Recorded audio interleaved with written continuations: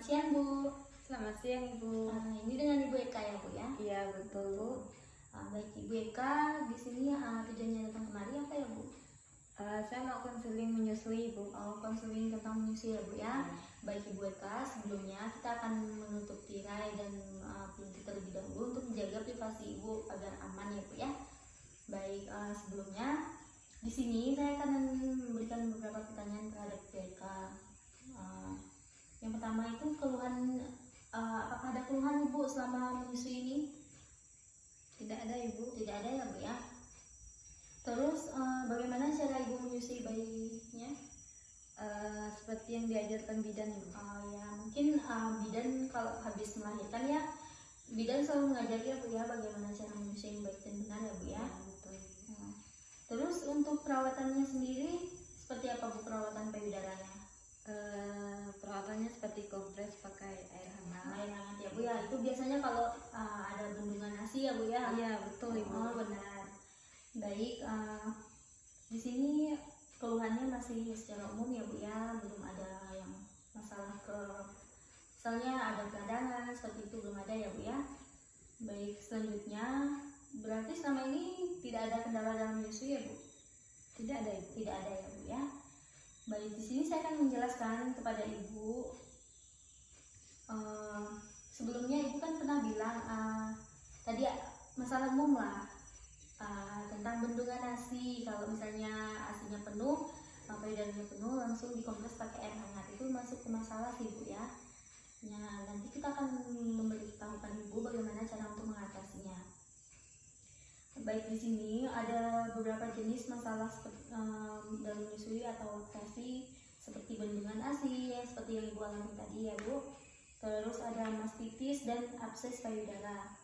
Nah, untuk penata laksanaannya sendiri, biasanya itu breast care, biasanya seperti dipijat, seperti itu ya Bu ya, pijat lembut agar nanti kan kalau misalnya ASI-nya udah keluar, payudaranya udah nggak bengkak atau nggak terjadi mastitis atau tadi abses ya Bu. Terus melakukan pijat oksitosin, teknik relaksasi, massage endorfin, hypno breastfeeding, dan posisi mulut bayi saat menyusui yang benar. Biar kalau misalnya posisinya benar, nanti kan payudaranya nggak lecet seperti itu.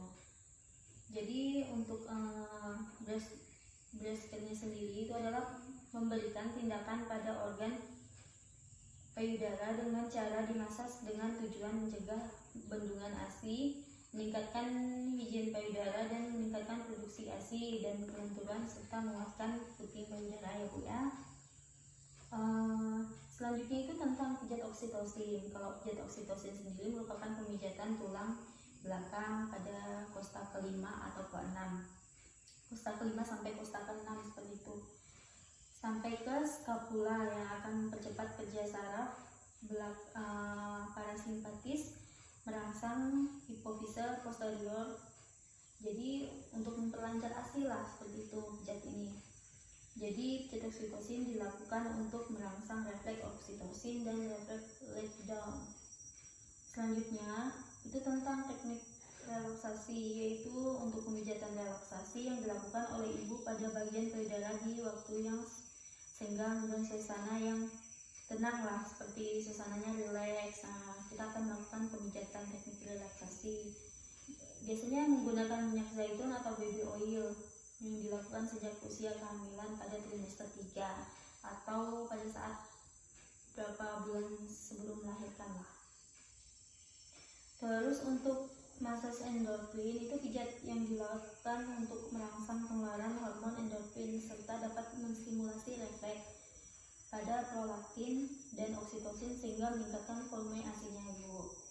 Terus tentang hypno breastfeeding itu adalah membuat ibu rileks sehingga dapat meningkatkan hormon prolaktin dan oksitosin untuk kelancaran produksi ASI.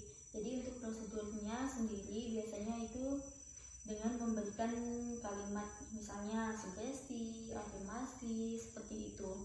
Jadi kita memberikan afirmasi kepada klien atau pasien kita supaya dengan afirmasi yang kita berikan, jadi dia alam bawah sadarnya itu berpikiran positif seperti itu. Jadi pengeluaran hasilnya juga lancar.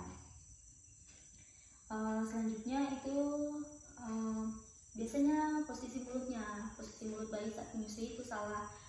Makanya kalau bayi menyusui itu puting payudara ibu itu biasanya lecet, berdarah seperti itu. Karena dari posisi mulut bayinya sendiri salah. Kita berikan bagaimana cara mulut bayi masuk itu dengan sempurna dan mengisapnya juga kuat.